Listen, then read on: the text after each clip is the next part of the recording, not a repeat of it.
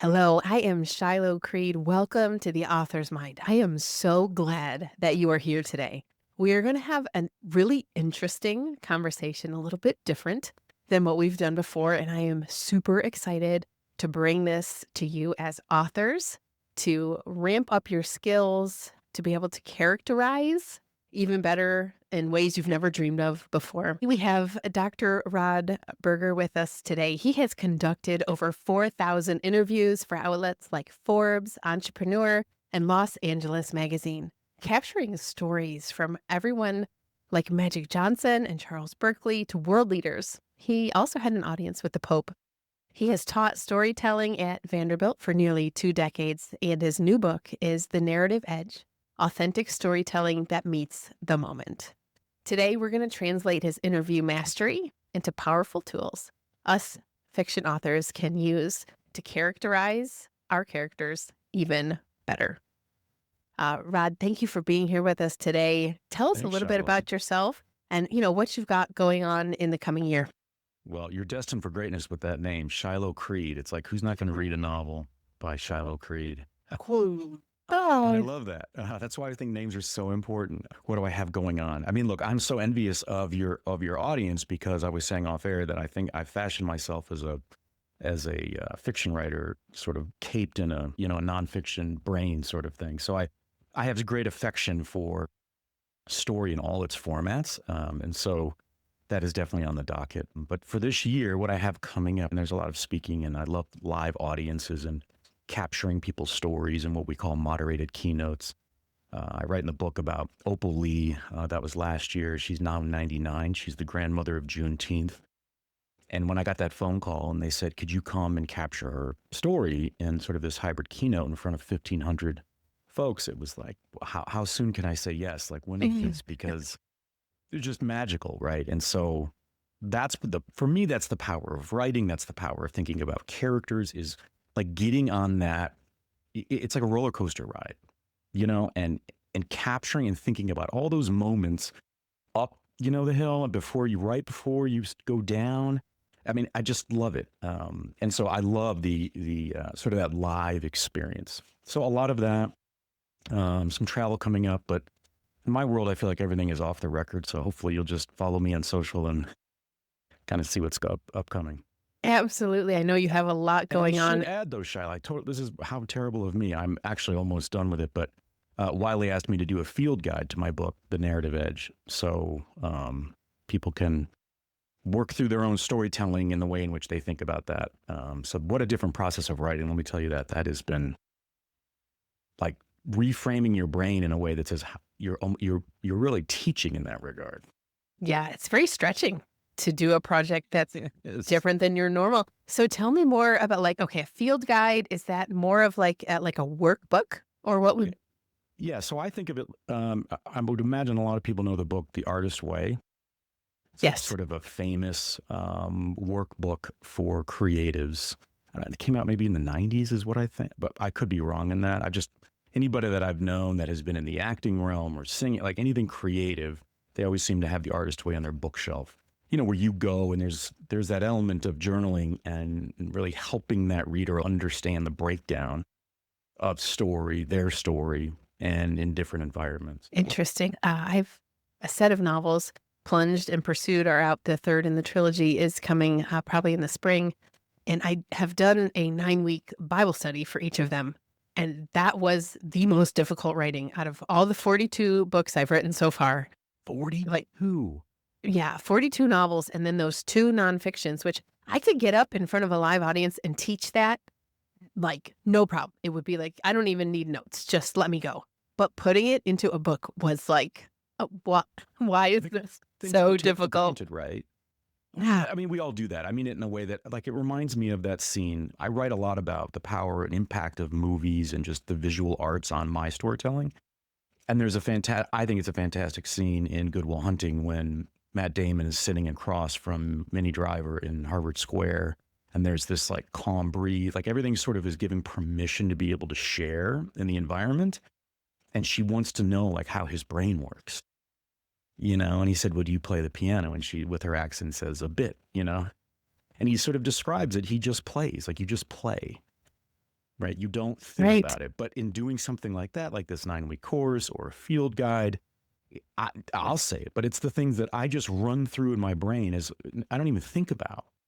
Yes. And it's when someone recognizes that and says, you know, like that's not we don't all think in that way, which is I think the power and the beauty of writers, that when a writer finds their voice, fiction or nonfiction, that's when you get a following, right? Because they say, when's the next Shilo Creed book coming out? She got 42 books written in that time. Incredible lives. That is saying. Oh, thank you. It has been a really fun journey. I've loved every minute of it. And Can I ask you a question? yeah, of I course. would love to understand your relationship to your own confidence as a writer, because I would think that it would ebb and flow, that the more you write, I think the general public would think, well, she really understands where she's going in her writing. But I would imagine that there are also times where you might feel like you're on shaky ground, because whether it's an expectation or someone randomly sent you a note about the power of your last book, because you're human. I'd be curious as to how you understand confidence in your writing and how that has kept you honest in your writing. So this will probably not be an answer that you expected.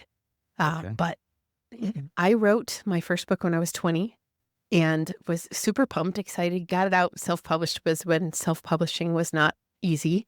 Yeah. And it did nothing because you're invisible in the world of books. And I said, well, that was fun. And I put it down. And the Lord kept bringing that back to me. He's like, writing is actually what I made you for. And once that clicked inside of me, that was a calling that I was supposed to do, it was 100% on from there. I Game on. will say, yeah, totally game on. And I will say that the last 6 or 7 books that I've written were contracted, were like, I have to write this. I have to write it within a certain amount of time. And that has drawn my energy down, I think, a lot. So I have actually been working on kind of recovering, like for this book that I'm working on now. I find myself coming at it from this work mentality. And it's like, I don't want that in my writing. I want it to be something that I can't wait to do.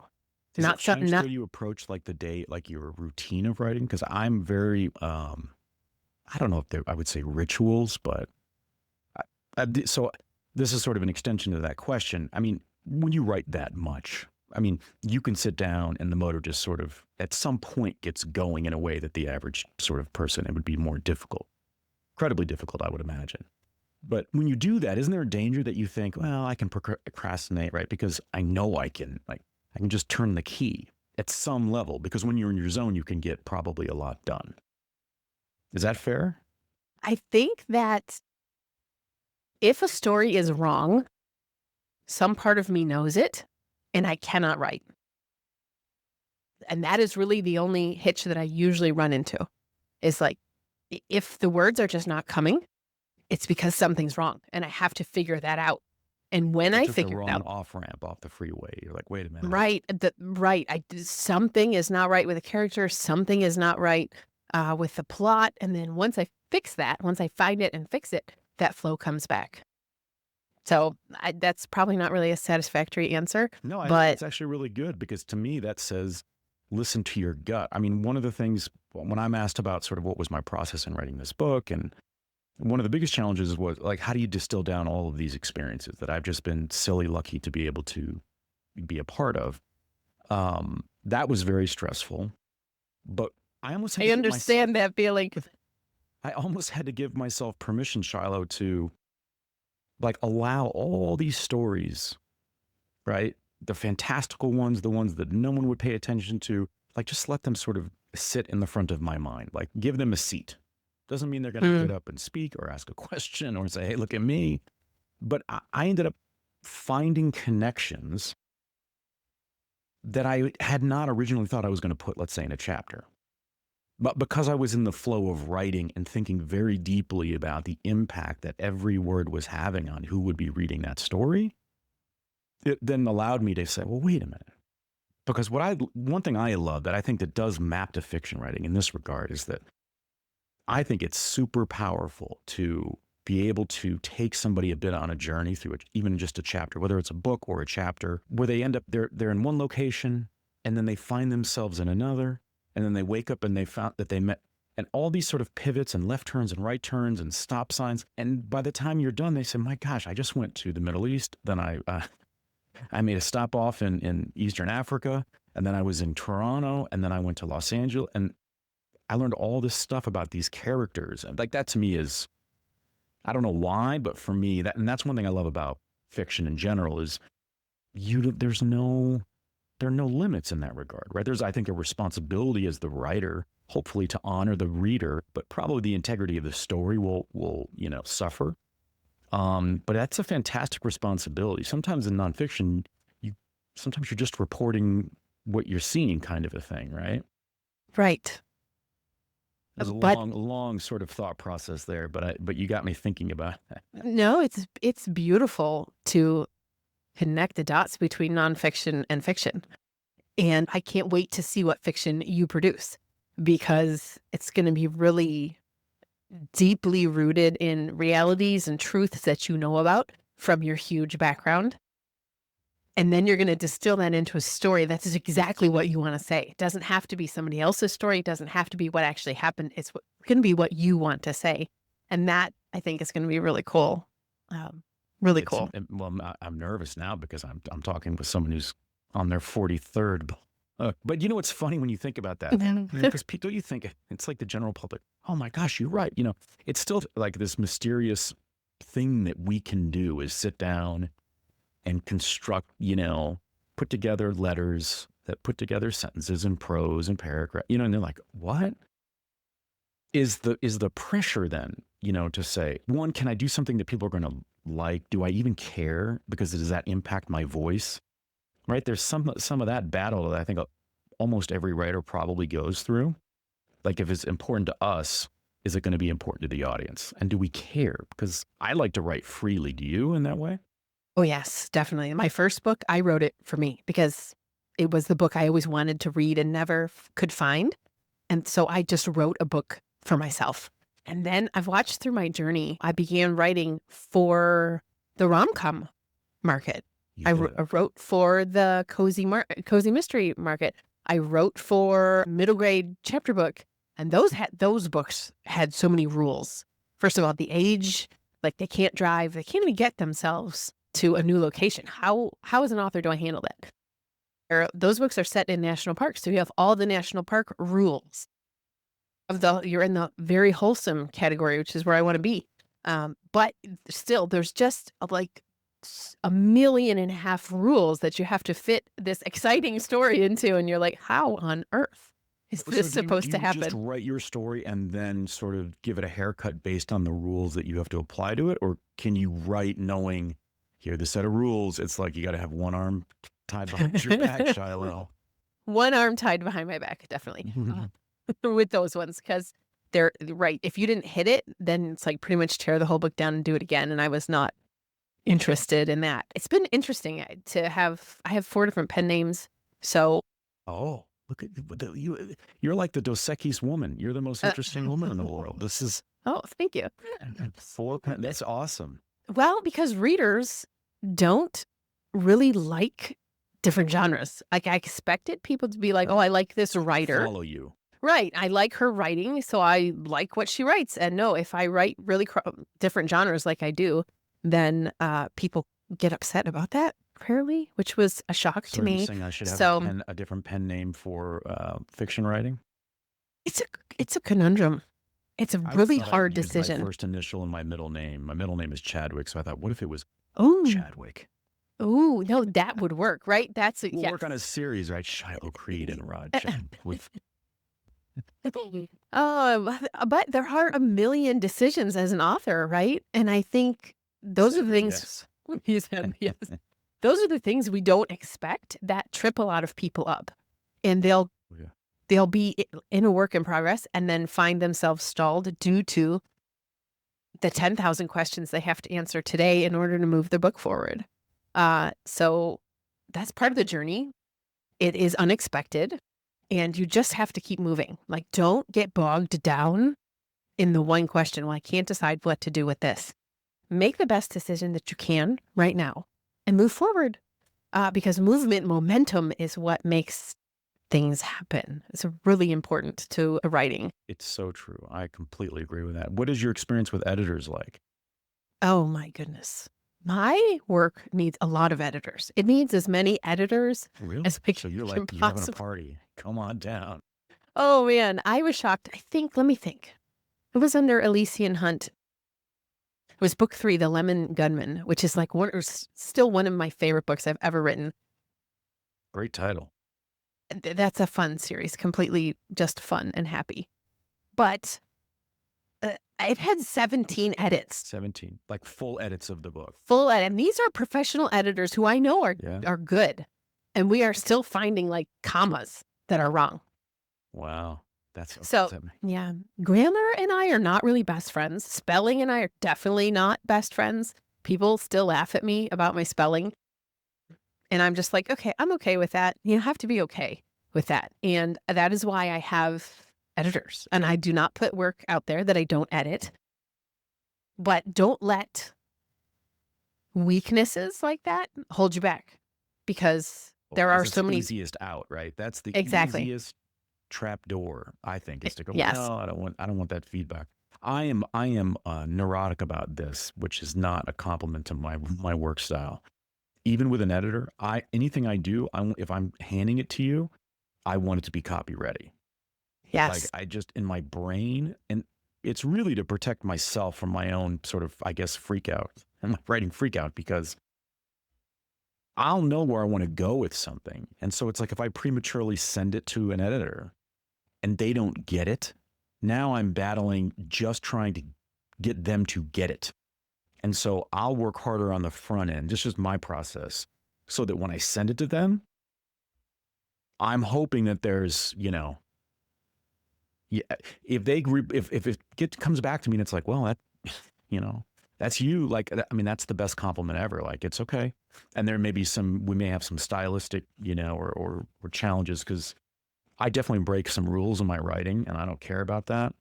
I could not teach an English class because that's not how my brain works. I'm not Yeah. going to talk about prepositions. And to me, it's flow. I think sequence and writing, it's visual too. It always surprises me, Shilo. Like when I'm reading something, you can actually dress up the page, I think, visually, in the way in which you understand the layout of the lines, the way your paragraphs flow. I mean, you are literally taking them on a journey. Why should it look clunky, like you are Yes. in some dark gray warehouse? Maybe that's the scene, but I don't think that should be the experience. And so I will, I love my indents and a series of them if I'm trying to walk you down as if it's a song, right? I think we're songwriters. We Yes. just put out different types of songs. Yes. You're putting out an album is what you're doing. And I take pride in that. So like, I want there to be a rhythm to it. I want someone to go, I don't know this guy, but I understand that rhythm. Because Yes. to me, you tell me if I'm wrong. I find that if people kind of they can hear it almost like they can jump onto that rhythmic sort of plane, they're more apt to place themselves in the story, fiction or nonfiction. Like as a side character, someone who's there, like, and it's vivid to them, right? The Enchanted Forest is that much more vivid because they feel like they're on that ride. So there's a rhythm to it. Absolutely. I think I actually just covered this in the last interview that I did. We were talking about white space on the page and how powerful that layout is, and the blank space, and then even just the one word, and then more blank space. Man, that can knock somebody over. It's so powerful. Yeah, because they're wanting to know. Wait. Yes. What is happening? And visually, when you look at the page, your readers should be able to tell if this is an action scene or not. And maybe not with their conscious brain, but their subconscious will grab a hold of the amount of white space on the page and say, this is moving fast. It's like white water in a river. You can see it. You know it's moving fast. And your pages should be the same. And you need that ebb and flow. It has to be there. You cannot exhaust your reader with constant ups and down, like action. But you should absolutely use heavier paragraphs and then much lighter paragraphs. I'm 100% there. I love your thoughts about music and writing. I am definitely an audiophile. When I am writing, I have to have my earbuds in. I What do you listen love, to? oh my goodness, I am a huge, like Christian hip hop rap. I know, I Oh know, my goodness. I I was know. not While I'm expecting writing, that. there's like 9 million words. Everybody's like, how can you do that with all those words? I don't know. It's just, yeah, that's so, Very dramatic. Like I listen to, I'll get it. I love movie scores. So oh, instrumentals. I'm there And too. then Yeah. this entire book was written, like probably, I bet you 90% of it was written to the film score for Christopher Nolan's Interstellar, the Matthew McConaughey. I love it. Listen to Yeah. that soundtrack. Anybody out there, just play that. Go on wherever you listen to your music, and just if that doesn't, as a writer, stir something in you, you maybe go get a physical, your yearly checkup. So for me, it just, gosh, it turns that. And I will listen to a song. That's the other thing, that there'll be a song, and I will listen to that song for hours as I'm writing on repeat. I Now love it. that's I crazy. love that. I'm there. Yeah. No, I actually wrote Pursued, which is 95,000 words, so it's not really short, uh, Yeah, and it's so on one nice you had song. house arrest. You had access to your computer to write 95,000 words. I did that in It's 3 weeks. That book I wrote in 3 weeks. That book poured out. It was like it's it unbelievable. was there. But it was one song. It was Throne Room by, oh, what is it? I can't think of her name right now. But anyway, yeah, that song on repeat. I am 100%. I'm so excited that you do the same thing. And my family is like, what? I have 2 teenagers, so they're like, Mom has a new song. It's all we're Oh, gonna hear. it's all we're But doing. yeah, I am definitely a repeat person. Um, yeah, 100%. But music, I love to even hear a song that really gets me. And they're all, everybody has a different style, and that's fine. But like when you actually listen to a song and you have this ebb and flow in the music, but then they add in, these side sounds and different things. And I think that is writing. You need to have this Yeah. theme that goes through your whole novel, but then you have this pop here and this, crackle over here, and that's what makes it feel real, like you're immersed in the sound. That is writing to me. A good song and good writing are so similar in so many ways. So thank you for bringing that up. That is That and Skinny Pop Popcorn, the big bag. I'm not kidding. okay. That's me. Lock the door with my headphones, and I've got a big bowl, and I just sit there, pop, pop, pop, and I have to clean keyboard. Keyboard Clean this up. greasy. That's okay. It's your keyboard. It can be that way for a while. So I'm a notebook girl. I handwrite everything in a notebook. Whoa. Okay. I do not type it into a computer ever. Actually, I tried that once and it was not good. So I am, yeah, I'm a notebook person. So, I'm and I think, whiteboard and a blank. I love oh, post-its, note cards, and then just pure printing paper. And then ooh, the post-it paper, that like you can write with a stick, right? So it's like that massive post-it. For the field guide, I was just working on a big chunk of that last week, and all over the window everywhere was, and I'm looking at a few of them right there, because I like to stand and listen to my music and just mm, think about my sequence. Like, what am I missing? Am I missing mm, something? Like, to your point, like, you'll say, something's, like, you just can't write because something is missing, yes, right? Maybe no one would notice, but you would notice. yes, I agree with that. Oh, to the post-it note thing, I don't think I've ever said this before, but some novels definitely get a full post-it note breakdown. Some of them, like I think I have the story in my head and I can run with it. But if it's a more complex one or one that's, I guess, more important to me, I get 3 different colors of Post-its. And one color is for emotion and one color is for plot. And then one color is for like my subplot.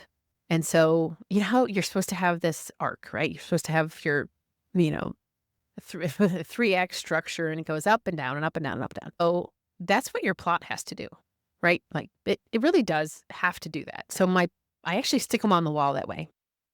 Plot colored Post-it notes go on the wall in that arc, up and down, so I can visually see it. But then my emotion and my subplot arcs have to be up when my plot is down, And when my plot is up, those other two have to be in a logical sequence. You know what I mean? Emotion has to be there, obviously. But I really try to plan out novels in a way that visually works so that something is always up. It's like double Dutch jump rope, right? Yeah. Something's always coming up. It may not be your main plot. It can't be your main plot, but something should always be coming up in your book. So, I love that. well, thank you. It's worked out for me really well, especially if I'm struggling to like nail down a complex book. It's very So like helpful. if you're having trouble, you say, all right, we need to get the Right. post-its out here. Like, where am I Yes, missing? That's where it is, right? yes. And so I'm trying to think of the last book. My family and I traveled in an RV for 4 years, full time. So 4 people, 2 dogs, Holy well, cow. 3 dogs actually, 4 years. And we were all over the place. It was absolutely phenomenal. But like my last Post-it note adventure was in the camper. There Really? wasn't even enough wall space. Like, wait, I need more Everybody wall leave. space. Oh, yeah, that's not possible. So anyway, yeah, you can do it. That's the point, right? Don't let your living environment or your schedule or anything keep you from the work and the legacy that you want to leave. Don't allow yourself to be hung up on the decisions, on the difficulty, or on the struggle. Like you just have to keep moving forward. Yeah, and also I think, I think people get nervous out of the gate, like they have to follow some set of rules. Hmm. To me, the best things they're the things that we read, we watch, we listen to, that they broke the frame that everybody thought you were supposed to abide by, and that's what made it interesting. That's what made it different. Like Mitch Albom was one of my favorite writers, and I grew up in Detroit, and he's a Detroiter, and I watched an interview with him recently where he was talking about, like, I think it was his first book, was it Tuesday? But whatever I don't know if it was Tuesday with Maury or not. But he was so nervous he like triple spaced everything or whatever he did, and the publisher was like, "We've got a problem." He was like, "What?" They said, "Well, you only have so many words. You were supposed to do," and so that's how his books became very sort of short and sort of these stocky like physical books. Just so, Interesting. and he kept with that, right? And so Right. that came out of, I think, those initial nerves that anybody would have when you're writing something. And I mean, he's a sort of world renowned opinion writer and sports columnist and all these things. So he'd been writing obviously forever, but I just love that because it's in a different format, and that's why all of his books are these small. And where's one of it? I always have one of his around here somewhere. I just love that because it's like, oh, break the rule, do something a little bit different.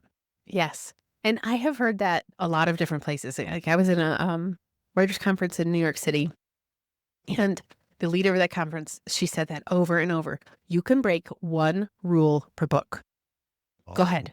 Break one rule. Do not break three. Not in one don't book. break three. Right? Like you can do one. Go ahead and pick it So, like, and what would then be break pick it. one rule? What would your guess be on a rule that somebody would break? Openings. Openings are super important, right? You've Yeah. got 250 words to catch that reader. And if they're not there after 250 words, then you have failed. All the rest doesn't matter. Your opening See, is I've heard a flip to that, which this goes back to I guess, my psych days, which I think it is interesting, right?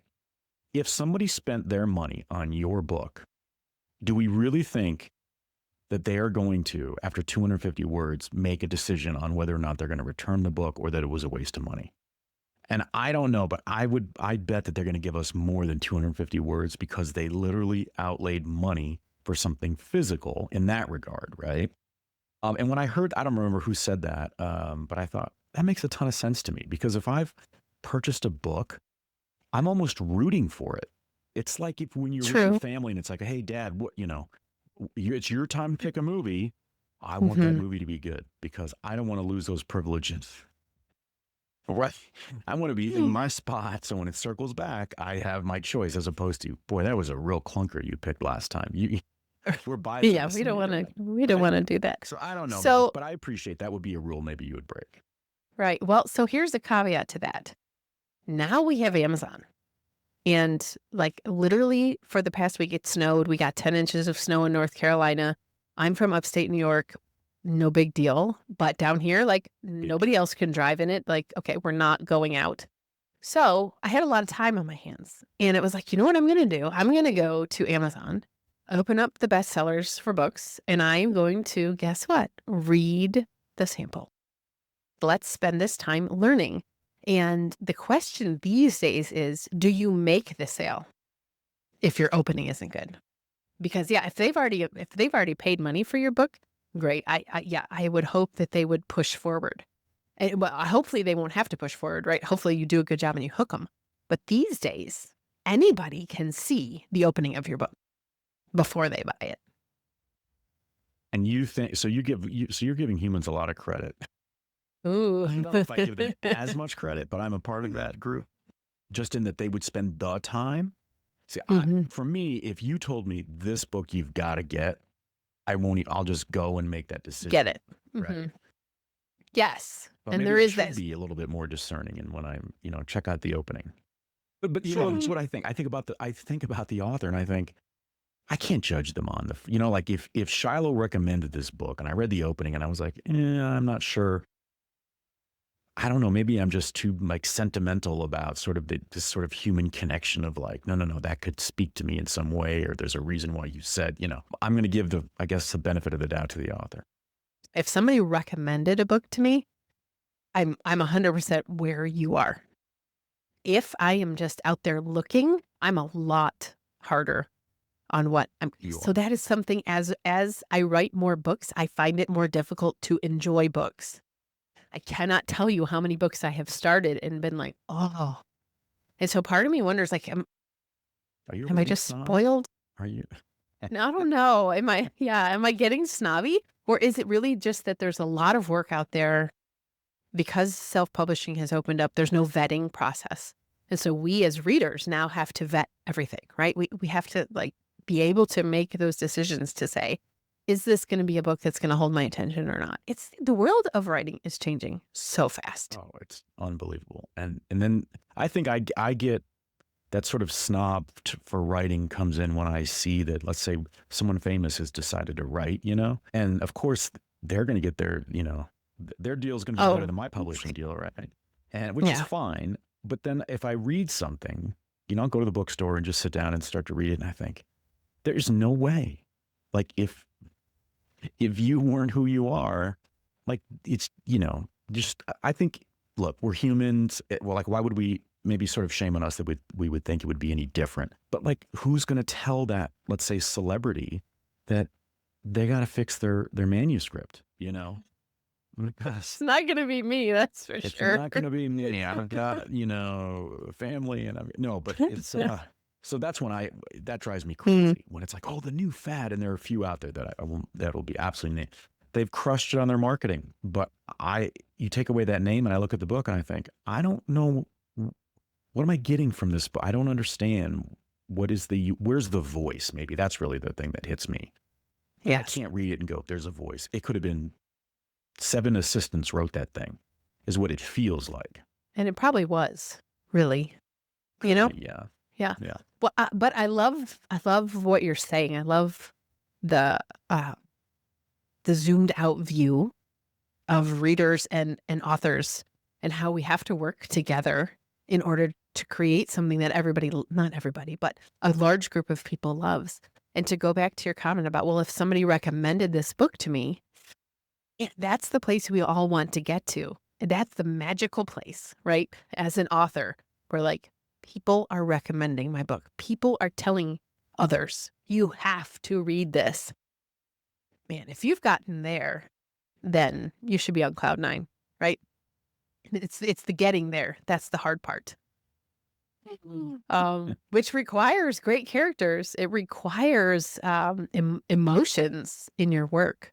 So I know you have done so much interviewing and you have just met so many real life characters. Like, what would you say to a fiction author who is struggling to get their characters to pop with all of your amazing background?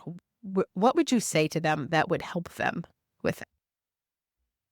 Not to make it sound simplistic, but I think sometimes we forget, again, like the simple answer is the best answer. And sometimes I don't care if you're thinking about a character that you are developing in your mind for your novel, or if it's someone that you've met, or it's some conglomeration of the two, like stop the elevator between two floors. Like, don't just go, well, this is character A, this was the sort of a downtrodden, a victim of this, and whatever the sort of hallmark things that would define, you would say on the surface, this is the character. Treat it a little bit, this sounds more, but I don't mean it this way, but treat it like an audit or an autopsy. Like, Oh, understand that influence that person had, not against other main characters, but again, like, think about that character in environments that they wouldn't shine. You wouldn't know what they do. mm, Like, do they talk to the guy at the produce section that's there every day? Every day? Like, what is that exchange like? Or to think through those kinds of, because to me, that's when you start to really understand the character, not when they are sort of playing the role. Like, this is the protagonist, or this is the villain, or this is the hero. It's like, okay, but the great villains are the ones where you go, I don't want to admit it to anybody, but I kind of rooting for this guy or this lady, mhm. because something in that writing about that character in an environment wasn't straight on. You know what I mean? It was like Yes. left or right of center. I don't mean politically. I just mean where you just look. I mean, go back to Dead Poet Society. It's standing up on the desk, Robin Williams telling Ethan Hawke. And to me, it does not matter to me if you're writing poetry, like whatever you're writing about, and there's a character, there are characters involved, put them in different environments. Mm. And if you haven't done that, that to me is when characters become like flat, right? They may in name be the hero, or they're the savior of the situation, or they're right that, but you're like, yeah, but I don't connect with them because I haven't seen them in these environments. And to me, I like to write about characters where they might not go in a piece of writing, but I've thought about them in those environments, and it's planted a seed in my mind creatively about sort of the sensibility of them, right? So that Mhm. if there's some big hook in the book, like all of a sudden, oh my gosh, there's like, there was an earthquake, or there was something that happened that was this like drop the page. I didn't see that coming. I want to have a good idea of how that character is going to respond potentially. Like, to me, that would be a Exactly. lost opportunity if I just kept them on this sort of basic, simple character development path. I love to think about it that way, and I've always approached my interviews in that regard. And tell me how this translates, but like when I'm interviewing somebody, it doesn't matter what the output is going to end up being. I'll say to them, or I'll say to their handlers or publicists or whoever, it's like, look, if I can find information about this person in a press release, like I'll just use you as an example. You're going to interview Shilo Creed, right? She's written 42 books, blah, blah, blah, all this stuff. Um, I would say, well, that's great.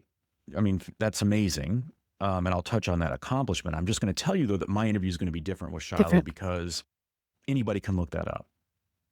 I'm going to want to Exactly. understand the mind of somebody that is probably on some days feeling maniacal about their writing because they produce so much that it's like you can't get yourself off of the ride. And there are days when you want to eagerly get into that vehicle of wherever, whatever type of vehicle, and start that Mhm. 95,000 word book. Like, that's what I want to understand. I don't want to understand the stuff that I can see that is a data point, and you've had this many followers, and Yeah. you wrote a book for each of your kids and they didn't, you know what I mean? Like, I want to know about you, the human, because that to me is a lot more interesting and compelling. And so I think of character development in that way. And a lot of the stuff that I've done and like any writer, I think, or creative, if people knew all the stuff I think that we've all worked on that no one knows about, then they would go, are you kidding? Well, I had no idea. Yes. Because we just don't wake up one day and say, well, here's a book, here's a keynote, here's so that's my big thing, is ask interesting questions of those characters. Like, in a sense, interview your characters. Like, I think that's fascinating to understand them, because I promise you, you will think about them in different ways. And the way they talk in your novel, like all of it changes. The nonverbals, the like, I wonder what's happening. I'm not hearing from so-and-so in this scene that I know it's a heavy scene, right? Yes. It's like, let's say I don't even know. There's some angst going on amongst these characters. Something's going on in the environment, but that character is silent. And I Can know be they're so there, but I'm powerful. reading going, no, no, no, no, no. Bill's there. Right. So Hmm. I don't know if that translates to you, but I just think that sometimes we're a little bit maybe afraid or reticent, because the minute you go down a rabbit hole, you start to understand this massive persona and all these contexts, and that can be a little bit overwhelming, understandably. But I actually think it's a little bit like going back. I'm a kid of Star Wars era, right? It's like, just go with the force, like trust it, literally trust the process in that regard. And know that if you know more about those characters and those relationships, I think when you're laying them into a story, that's when it becomes a lot easier because I know them so well. Mhm. I know what's going to happen if someone cuts this woman off while she's driving to pick up her kids in this scene, like she's having a bad day. And I know when she does, she's known to have an outburst or two, not all the time. And that's why it's always shocking. Well, why is that? Because I thought about, well, what was her family like? That I think was pure gold. But if we can condense what you just said, you essentially said that most writers want to give a bio of their characters, and that is completely flat. You have to go deeper. You have to actually interview them and figure out what it is that makes them tick. What is their past that drives them into their future? That is so good. Like, I hope that listeners grab a hold of that and take that into their writing journeys. It's really I'll good. give you an example. Thank you. That's very kind of you, Shilo. I'll just give you sort of an example. So there's a project that I'm working on. I can give you this without sort of giving away some stuff. For those of us here in the U.S. that went to middle school, and it's like all of a sudden your next door neighbor all of a sudden started dressing completely differently, right? And it's like, well, I guess this is their new whatever. That's Mhm. they're testing boundaries. So it's not to just be like, an antagonist sort of in the process of writing. So I'm collaborating with this individual and they're sharing this story. We're developing this kind of shares a story where within a 3-day period, this character is heading up to Washington. This is in 1980. And Reagan, there was an attempted assassination and Brady gets critically injured. And within these 3 days, this character literally gets to walk and the blood is still on the pavement. All right. Mm. And then the next day is walking into the Supreme Court because the character's parent, there's this big case. And so developing that character, I was working with this individual saying, we need to understand what it's like. I want to understand the pavement. The pavement is a character right now. Don't do the lazy thing. It's not about the hallowed halls of being inside the Supreme Court. It's the pavement. The pavement is an inanimate object, but you literally are crossing over pavement of a human being in an experience and a story that went worldwide. And now those same feet are walking up these hallowed steps of the Supreme Court. That's the story, right? Mhm. And you could see him. It was like, got it, right? Like, so Yes. that's how my brain will think about it because I think we move so fast these days, right? We're Yes. living with our kids in campers and driving around the U.S. For 40. But like we want to slow down, and the things that force us that remind us that we're human and that we have this amazing spectrum of emotion. Sometimes it's not fun to feel the different emotions, right? Because they're around True. tragedy or sadness or something that's defeated us, but we can celebrate and we can, right? Build community.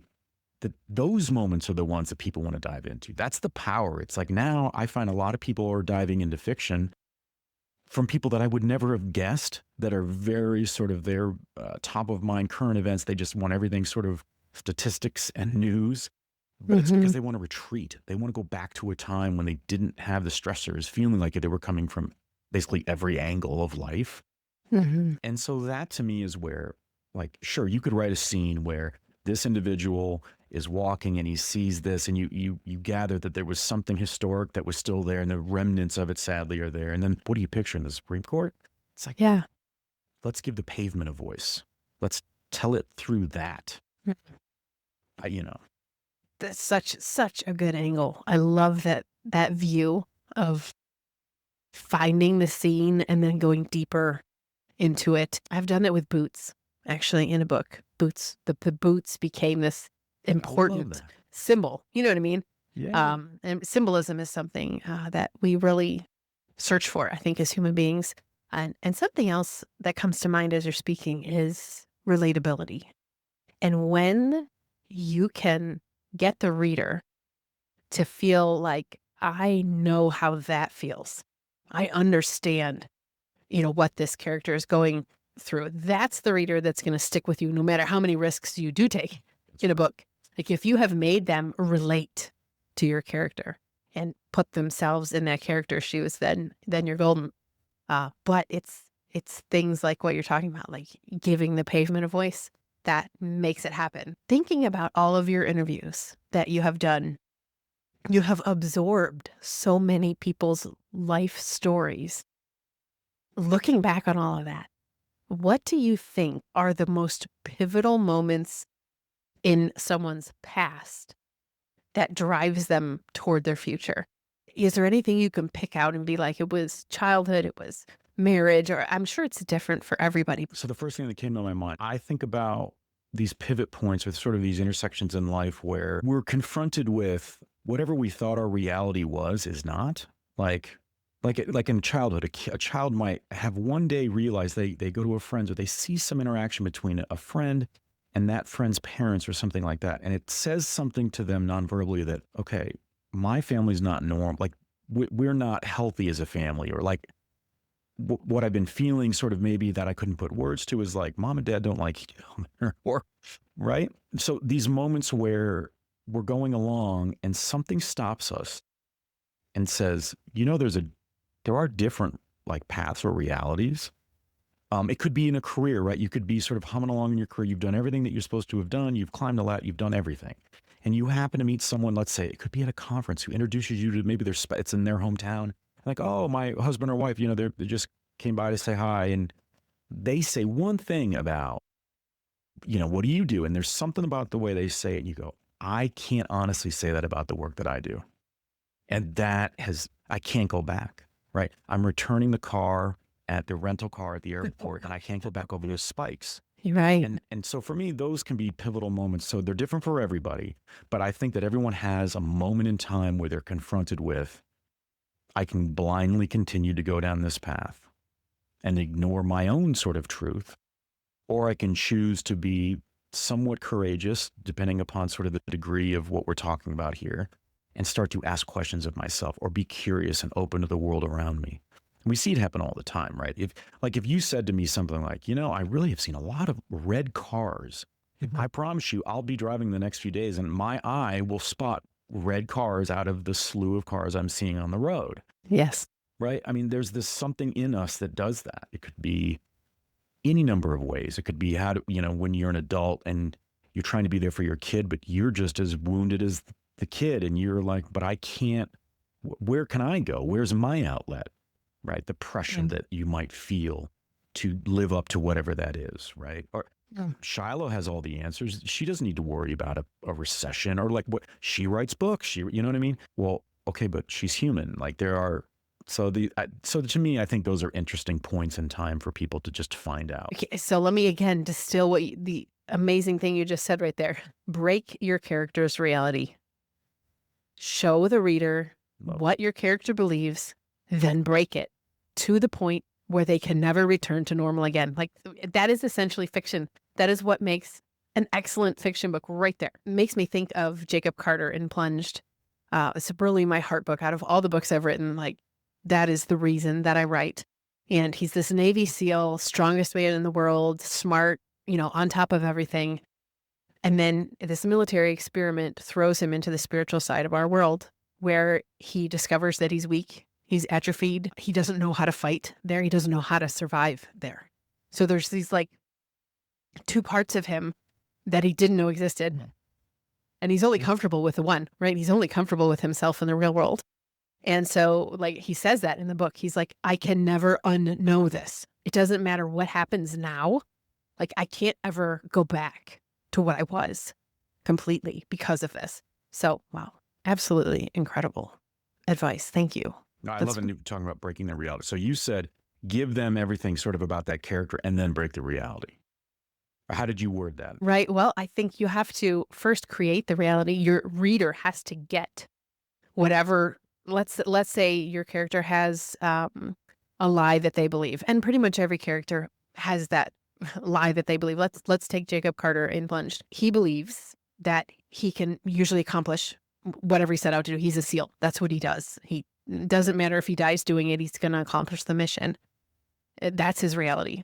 So the reader has to understand that within the first that picture for them. Right. You have to tell the reader, this is the lie that they believe. This is the lie my character believes. And then when you break it, the reader breaks too.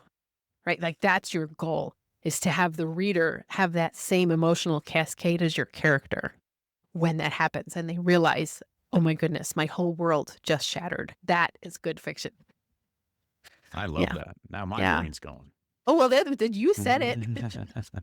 I just distilled it into one sentence. It's so good. I have so enjoyed our conversation today. I think, Likewise. man, listeners are going to get so many gems. Like if they really get the things that you were saying, I think that their whole writing journey will change its trajectory. What would be your final piece of advice if you could just heart to heart with somebody who's struggling to write their first book? What would you say to them? This may sound so counterintuitive and add a layer that maybe people don't want to deal with, or they think there's no way I would want to do that. I think it would be write yourself as a character and something that you don't plan to publish. I mean, really, Ooh, but think about it in that way, because I think the ability to break down and understand it yourself, all you're doing is you're supercharging your ability to then break down a character so that when you are understanding and painting that, what's that sort of lie that the character is telling themselves, their perceived reality that keeps them sane, and then you're going to break it, you're going to know and be able to pressure test or stress test that assumption in your writing. So I think it's fair to do, I don't mean like go to therapy, whatever, you do whatever you need to do, but I think to actually write a character as if I mean, if you are the main character, it's a pseudonym or something like that, but you're writing something that it's you, hmm, and experience yourself as a victim, as a hero, right? As a mouse in the corner that just struggles to find voice. Like, just understand that, because I think it will force you to ask better questions of the characters you're developing over time. And so, because if we just assume we go in like, no, I understand. None of us understand ourselves to the depth that we really want to, because we would be mad probably, right? I mean, there's just too much. It's too weighty in that regard. But I yes. think to have an understanding of sort of those like flashpoints, it helps me, I think, ask and be with people in the present more, and it does help me in the writing that I'm doing from a fictional perspective. Man, that is that is really good advice. And it's a difficult thing as a fiction writer. And it should be. Yeah, it is. It's difficult, and it's hard to put yourself out there. I guess I have always been maybe an overly confident person in some Oh, you ways. have to be though. Yeah, absolutely. And that's not always a good thing. I'm not saying it's a good thing. But if you're a person who struggles with self-confidence, like you don't think that you're good enough, all those self-doubts that we have, in order to write, you're going to have to be able to set that aside. You're going to have to be able to jump that hurdle and say, what I'm doing is valuable. And And it's last not thing the I'll say last to thing. that Yes. is, I would say that if someone's feeling that confident, have the experience of an editor the first time. So just go in assuming that you're going to get feedback that is going to at first hit you personally, and you're Yes. going to feel like an indictment on your talent. And so if you know that's already going to be coming at some level, then go ahead and do the work ahead of time so that you can take it, digest it, and apply it in a way that says, okay, you know what, you're right. Like I really like this character, but I've been afraid to like really get into this character because I don't want to tarnish what I've already sort of written about, or the persona that I've created. It's like, maybe Sally has some skeletons in her closet. That's all right. It makes her human. Like, how do we find the right way to lay that out? Yes, absolutely. And that brings up another such an important point. As an author, you have to have thick skin. It would be great if everybody loved your work. That would be utopia, right? But it doesn't Not gonna exist. happen. N- uh, Not everybody is going to love your work. That's okay. You have to find your people. And as you go through that, you will find people who are not your people. And you have to be okay with that. So, really developing that thick skin, developing the mindset of like, this is not my last work. Like, this is not the only thing I'm ever going to write. If you step into writing, like, I'm going to try this, I think you've already halfway failed, right? Like, you can't come in with a try. You have to come in with, I'm going to write this book and then I'm going to write the next book. And then I'm going to write the next book because that's where you grow. Sure. That's where you change. Rod, can you tell our listeners where they can find you, how they can connect with you, and let them Okay. know? Thank you. I'm just Dr. Rod Berger on all the socials, LinkedIn, So just DR and then RODBERGER. I'd love and send me notes. I love to engage with people on Instagram, any of those, platforms. But, and then that's my website, just drrodberger.com. But love to connect with folks. I'm always, it's for my, selfishly, it helps my understanding of the world. And I just love learning about people's stories. So please don't hesitate. It's been a real pleasure to be on your show, Shilo. I'm an instant fan.